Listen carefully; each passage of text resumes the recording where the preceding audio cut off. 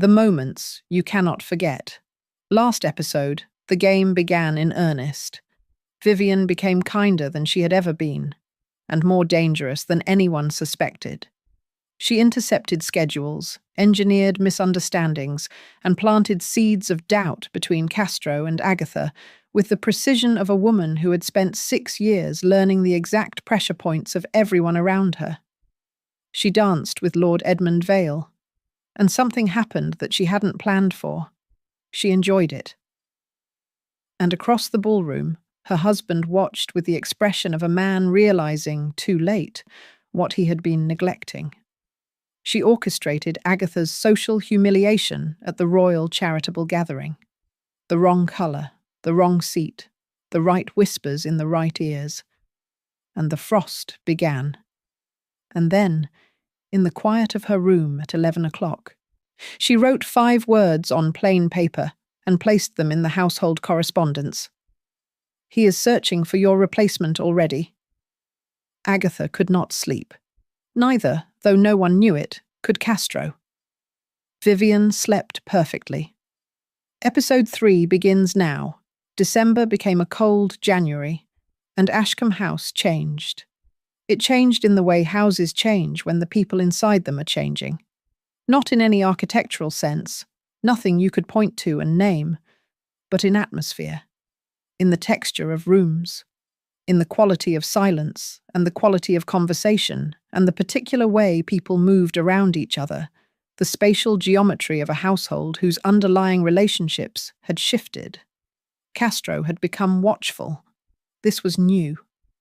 Castro had always been the watched, the centre of attention in every room he entered, the point around which gatherings organized themselves.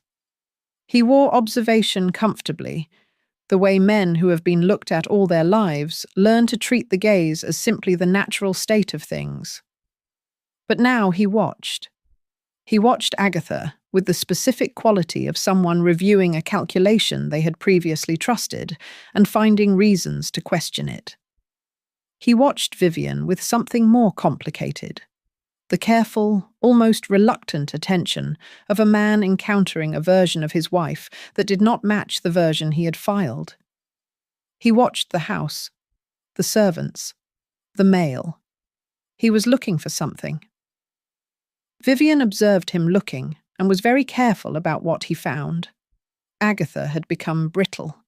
The composure she had maintained through her arrival, the polished, a confident ease of a woman who believed she was ascending, had developed the hairline cracks of someone under pressure they cannot identify or address directly. She was still beautiful, still skilled at social performance, still formidable in the ways she had always been formidable. But she was sleeping poorly. Vivian could see it in the quality of her face at breakfast, the slight puffiness under her eyes, the effort of the animation she produced for Castro's benefit. She was eating inconsistently, which the kitchen staff had noted, which had reached Vivian through Mrs. Hartley in the course of normal household management. She was also searching. Vivian had noticed this. Agatha was moving through the house differently. Not the proprietary, territory-marking drift of her first weeks, but something more purposeful, more investigative. To the movement of a woman who has decided that answers exist and intends to find them. This was anticipated. Vivian had prepared for it. What she had not fully prepared for was how much she enjoyed watching Agatha search for something she had concealed so well there was nothing to find. She noticed herself enjoying it and examined the feeling honestly. Careful, she told herself. Enjoyment is not the same as effectiveness. Do not get careless because you are winning. She was always careful. The servants gossiped, as servants do, and the gossip had the character of people who have privately taken a side and find small ways to express it. Nothing that could be called disloyalty to the household. Nothing actionable. Simply the accumulated weight of a dozen small interactions that together communicated to Agatha that she was not, had never been, and was not becoming, the mistress of Ashcombe House. The atmosphere became suffocating in the specific way of houses where conflict runs below the surface, where every conversation carries the weight of the conversations that cannot be had, where politeness has become a form of pressure rather than ease. Vivian moved through it with the serenity of a woman reading a book she has already finished, who knows how every chapter ends. She had discovered it in November during one of her routine reviews of the household accounts. It was not difficult to find, once she knew to look. And she had known to look because she understood Castro, understood the specific way he managed money, which was with the liberal generosity of a man who believed that expenditure was a form of confidence projection and that the details arranged themselves. He was not fraudulent. He was simply careless in the way that men who have always had money are careless, certain of the supply, inattentive to the outflow. The outflow, she discovered, had acquired a new channel. Jewelry receipts she had already known about. But the financial picture was broader. There were significant sums directed through what appeared, in the accounts, to be legitimate estate expenses, but whose specifics, when she traced them through the solicitor's ledger that she had access to as the household's managing lady, did not correspond to any estate work she could identify. She did the arithmetic. The amounts were significant. Not ruinous, not yet. Castro's income was substantial enough to absorb them without immediate crisis, but sustained over time, combined with the financial pressure she intended to apply through other means, they would matter. She said nothing. She noted everything.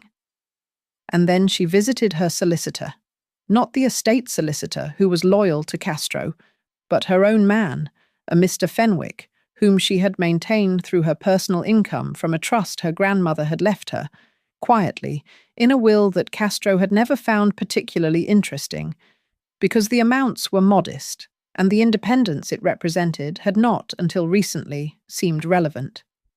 She had kept Mr. Fenwick because she was a woman who kept useful things. The investments were the most technical part of her strategy, and the one she was most careful to obscure.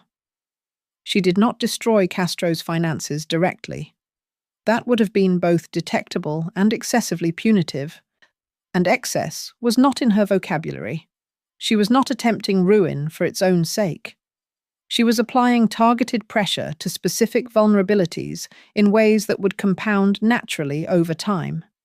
3 investment positions Castro held had been recommended to him by a business associate whose reliability, she had determined through 2 months of quiet research, was increasingly questionable. The positions were not fraudulent, but they were exposed. The margins were thin. The underlying assets were in sectors that were shifting. She arranged, through Mr. Fenwick, for certain information about those sectors to reach the relevant parties. Not through any improper channel, not through anything that could be called interference, but through the normal channels of informed investment advice shared between connected parties. The positions began to move. Not catastrophically, not yet, but significantly. Castro's quarterly review would produce numbers that were uncomfortable, and more importantly, that were surprising, because he had trusted the associate's advice, and the trust had, it appeared, been misplaced. He would be angry. He would look for explanations. He would, in his current state of watchful suspicion, look in the direction most available to him. He would look at Agatha. The associate in question had, it emerged, been in communication with Agatha. She had connections in his circle from before her association with Castro. Connections she had not advertised, but which Vivian had mapped carefully. The communication had been innocent. Vivian did not believe Agatha had any involvement in the investment problems. She simply ensured that the timing of Castro's discovery of the communication coincided precisely with the timing of the investment losses. Timing, she had learned, was everything. Castro's conversation with Agatha that evening, which Vivian did not hear and did not need to hear, because she could reconstruct it from the quality of the silence that came from the study afterward, was, by the sound of the subsequent door, not a warm one. Another crack, another fracture. The house was beginning to settle on its true foundations, and the true foundations, it was becoming clear, were not what anyone had believed. She found Vivian's chambers on a Wednesday afternoon when the household was at its most dispersed. Castro at his club, Mrs. Hartley in the kitchen reviewing accounts. Most of the upper staff occupied with the afternoon's domestic routines. Agatha moved quickly and without ceremony. She was not, Vivian had noted, the kind of woman who spent too long convincing herself to do something she had decided to do. This was one of her genuine qualities, perhaps her best one: decisiveness. She went through the room systematically. She checked the writing desk, the drawers, the surface, the back of the blotter where some women kept correspondence they didn't want found. She checked the wardrobe, the pockets of coats and evening wraps, the hat boxes, the spaces between folded garments. She checked the bookshelf with the particular attention of someone who knows that books make useful hiding places. She found nothing, because there was nothing to find. Vivian had anticipated this. She had anticipated it from the week she had decided to begin, and she had organized her materials accordingly. The records of her strategy, the notes, the correspondence copies, the financial documents, were not in her chambers. They were with Mr. Fenwick, in a locked document case in his Chancery Lane office, accessible only to her. Agatha stood in the middle of Vivian's room, looking at a space that was immaculate and informative and entirely unhelpful. She was in the process of acknowledging defeat, or the defeat of this particular gambit, when the door opened. Vivian entered. She took in the situation immediately. Agatha, slightly flushed, standing in the center of her room with the specific posture of a person caught somewhere they should not be. The slightly disturbed quality of the atmosphere, not visible disorder, because Agatha had been careful to replace everything, but the atmospheric residue of a search. Their eyes met. The silence lasted approximately 5 seconds. Then Vivian crossed to the small table by the window. Unhurried, apparently unconcerned, with the ease of a woman returning to her own room for a perfectly ordinary reason, and lifted the bell for tea. "Miss Morell," she said, pleasantly, as though encountering her in the room were the most natural thing. "How lovely. I was about to have tea. Will you join me?" Agatha stared at her. The offer was gracious. The expression was warm. The eyes were doing something else entirely. Agatha began. "I was looking for, I thought I had left a book."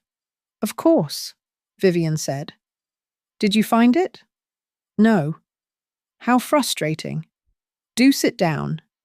Tea will settle the inconvenience." The word inconvenience landed with perfect lightness. Agatha sat. She sat because there was nothing else to do, because Vivian had removed every available action by responding to an act of violation with domestic hospitality, which was so impenetrable that it provided no surface for anger or confrontation to gain purchase. The tea arrived. Vivian poured. They sat in the pleasant window of Vivian's private chambers, drinking tea together, in a silence that was entirely comfortable on one side and absolutely suffocating on the other. "You are very calm," Agatha said finally, unable to sustain the silence past a certain point. "I find tea helps," Vivian replied. Agatha set down her cup. "In general, under all of this." "All of what?" Vivian asked with the gentle curiosity of someone who genuinely does not know what is being referenced. Agatha looked at her. "You know," she said. "I'm not sure I do," Vivian said pleasantly. "Perhaps you could be more specific." The challenge was so clean, so perfectly phrased, delivered so entirely without heat, that Agatha had no purchase on it. To name what she meant would require naming things she could not name without incriminating herself. And to not name them was to sit here and drink tea with a woman who was looking at her with the serene attention of someone who has already won and is simply enjoying the afternoon. Agatha finished her tea. She thanked Vivian and left. Outside in the corridor, Vivian heard her footsteps moving fast, the stride of a woman who has just been terrified by something she cannot fully name. Vivian looked at the tea tray. Much more effective than anger, she thought. Far more. Lord Edmund called 3 times in January. This was socially unremarkable. He moved in the same circles, attended the same events, was connected to the same networks. Morning calls were a standard feature of Regency social life, and a widowed duke calling on the wife of a political colleague was not, on its surface, remarkable. But context changes meaning.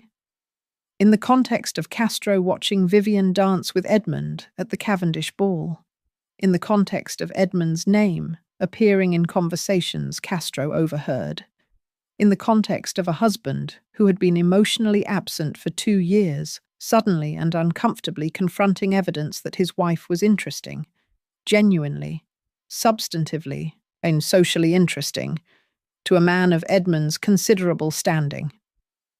The calls became a pressure point. Vivian managed them with characteristic precision. She received Edmund's visits in the morning room, in the appropriate social context, with the appropriate propriety. Their conversations were entirely above reproach. She was warm, intelligent, composed. She allowed herself to genuinely enjoy the conversation because she was a person, not only a strategist, and genuine enjoyment was considerably more convincing than performed enjoyment in any case. She did not pursue Edmund. She did not need to. She simply allowed him to find her interesting, and she allowed Castro to observe this, and she allowed the observation to work on Castro's pride with the patient efficiency of water on stone. Castro approached her on a Thursday evening in the library, a room that had become, she noticed, his preferred location for attempts at conversation, as though the books gave him something to look at when direct eye contact became complicated. Vale has been calling frequently, he said, not as an accusation, not quite. As an observation that wanted to be an accusation, but couldn't find the grounds. He is very good company, Vivian said, without looking up from her book. Widely read, genuinely curious about ideas. It is refreshing. The implication, the unstated implication, the one she offered without emphasis and allowed him to receive without assistance, settled in the room between them. He heard it. She could see him hear it. Vivian? He sat down, uninvited, but this was his house, and the sitting was not confident. It was the sitting of a man not certain of his welcome. Is everything... Everything is perfectly fine, she said, and turned a page. You seem... I am well. Thank you for asking. She looked up, and she gave him the composed, warm, entirely impenetrable expression that she had perfected over 2 months of practice. Is there something you needed? He looked at her. She looked at him. And in the silence that followed, she watched him encounter something that she had been carefully constructing for months. The dawning, uncomfortable, too late understanding that the woman across from him was not the woman he had married. Or rather, that she was exactly the woman he had married, and that he had never actually known her. That the quietness he had read as pliability was something else entirely. That the composure had always been this. That she had always been watching. No, he said finally. Nothing. Good evening, Vivian. He left. She turned another page, and beneath the composure, in the place that only she had access to, something ached. Not for him, not any more. but for the version of herself that had given 6 years to a man who had never looked carefully enough to see her. She let the ache be there for exactly as long as it needed to be. Then she turned another page. The invitation arrived on a Monday morning. It came on cream paper of the specific weight and quality that announced its origin before the seal was broken. The seal itself, bearing the royal household crest, was the kind of thing that caused Mrs. Hartley to bring it to Vivian personally rather than including it in the morning correspondence bundle. "My lady," Mrs. Hartley said, with the particular care of someone handling something that warrants care. Vivian opened it, read it, set it down on the writing desk with the same composure she brought to everything. The Queen's Winter Ball. One invitation, extended each season to one lady of the London social sphere who had distinguished herself through charitable work, cultural contribution, and social exemplarity. The selection was the Duchess of Wentworth's personal prerogative, exercised annually with the specificity that came from 40 years of social observation. One invitation. To Vivian Ashcombe. She told no one immediately. Not Abigail, though she would. Not Castro, though he would find out through other channels, as she intended. Not Edmund, though she would mention it when he next called, with the quiet pleasure of someone sharing good news with a person who would understand its significance. She sat with it alone for a morning, because it meant something that the rest of the plan, the financial pressure, the social engineering, the seeds of doubt and fractures of trust, did not quite capture. It meant she was untouchable. Not in the social sense only, in the practical sense. A woman invited to the Queen's Winter Ball was beyond the reach of rumour, beyond the ability of people like Lady Rosemary and the Duchess of Wentworth's circle to damage. She existed above the level where Agatha's potential exposures or Castro's potential retaliations could reach. She had not planned this specifically. She had behaved as she had always behaved, with the consistency of a woman who had built her social reputation on reliability and contribution, who had sat on charitable committees and attended the right events and conducted herself with the kind of exemplary public grace that the Duchess evidently had been observing. But it had come, and its timing was perfect. Because Agatha, who had been investigating, who had been searching, who had in the preceding 2 weeks come uncomfortably close to assembling a picture of what had been done to her, was about to discover that the woman she was building a case against had just been elevated to a position from which no case could reach her. She heard Agatha in the corridor outside when the news spread through the household, which it did, because households do not keep secrets, and this particular secret was too significant to remain contained. She heard the servants' voices. Lady Ashcombe has received the invitation, the winter ball, and she heard the silence that followed from the corridor where Agatha had been standing. A long silence. The silence of someone recalculating. The silence of someone who has just understood something about the territory they have been fighting in, about the gradient of it, about the height difference between their position and the position of the person they have been opposing. Vivian sat at her writing desk. She allowed herself, very briefly, the ghost of a smile. Character quotes of the episode. She came into my room. She searched every corner of it with the efficiency of a woman who has made a decision and is executing it. She found nothing. Because I am not careless, and I am not a fool. And then I offered her tea.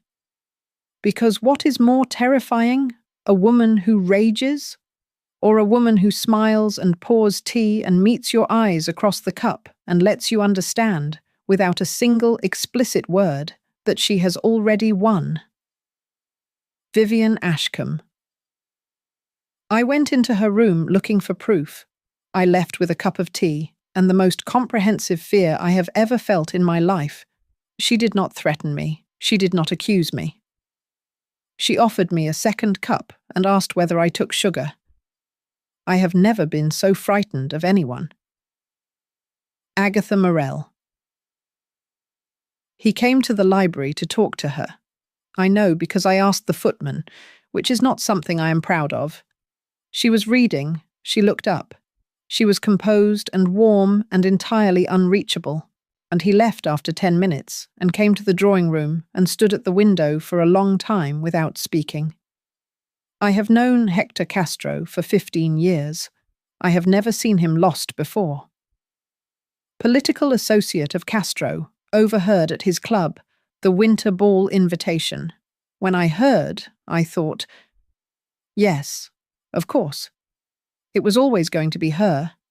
The Duchess has been watching her for 3 years.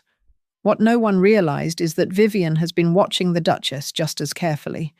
She cultivated that relationship with the same quiet precision she brings to everything. The invitation is not luck. Nothing Vivian does is luck. Abigail Whitmore, private correspondence. Agatha had the stationery. She had assembled the pieces, the handwriting, the timing, the notes that had arrived at 2 precise moments to be coincidental. She had the beginning of a case. And then she heard the servants' voices in the corridor. The Queen's Winter Ball, Lady Vivian Ashcombe, 1 invitation, per season, 1 woman. And Agatha understood, with the cold, sudden clarity of a person who has been playing chess without realizing the board has edges, that the woman she was preparing to expose had just become the most socially protected person in London. You cannot touch the woman the Queen has chosen. You cannot expose the woman the Duchess of Wentworth has elevated. Agatha stood in the corridor with her evidence and her case and her assembled proof, and she understood that it did not matter. Vivian had made herself untouchable. And episode 4 was going to show exactly what an untouchable woman does with her final moves. That tea scene. Vivian catching Agatha in her room and offering her tea. Calm, warm, utterly terrifying. And then the winter ball invitation. The timing of it. The perfection of it. This is what it looks like when a woman who has been underestimated her entire life finally stops being quiet about her own worth. Episode 4 is the finale. The coldest revenge. The ballroom. The destruction. The moment Castro begs for forgiveness, and Vivian delivers the line she has been building toward all series. You mistook my silence for innocence. And then, the letter. From someone who has been watching everything. Someone who knows exactly what Vivian did. Someone who has a very specific message for a woman who has just proven herself the most dangerous player in the room. Comment, next episode, if you are ready for the finale. This is where everything lands. Don't look away now.